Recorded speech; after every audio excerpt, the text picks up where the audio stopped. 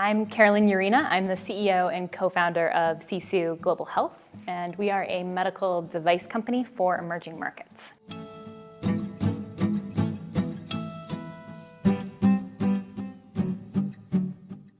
So our go-to-market strategy is quite simple. We've established a 6-stage pipeline for taking medical devices to market that is unique to emerging markets. And that's first starting with the localized design of the device, really working with our partners on the ground to start from the ground up based on those requirements.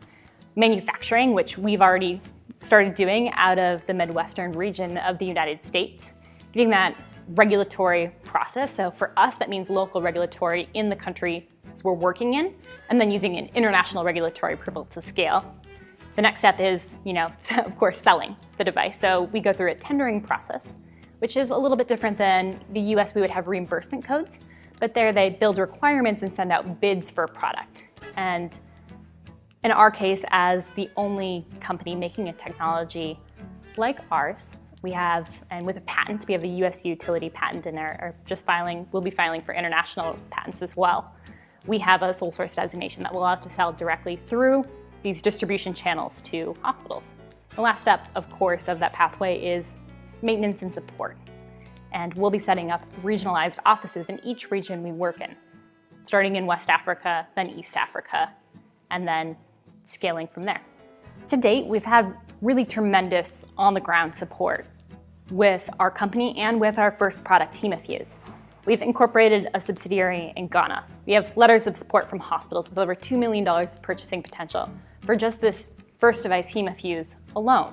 And not only that, we have really significant traction on the product itself. We've tested it safely with blood, both human and animal blood, and we are just gearing up for these first clinical pilots. We have interest from different hospitals all across sub-Saharan Africa and even the world, and we're targeting just a few of these hospitals in both West and East Africa to get off the ground. In terms of who I look up to, honestly, I think the people who I look up to the most are my team. But if I had to pick someone from the outside as someone who's coached me through the way and answered questions that I've had from a CEO perspective has been Jane Chen of Embrace. She created a company that's often considered the poster child of global health and really was the inspiration for me to get started in global health medical devices and realized that it's something that I could do even as I launched my first company out of school.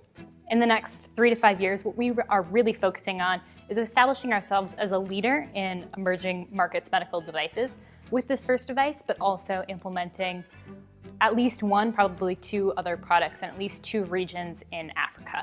And how we're going to do that starting in the near term is we're starting with small pilots with our first product, scaling that first device through a very targeted approach geographically with 1 country, 2 countries, region, and then another region.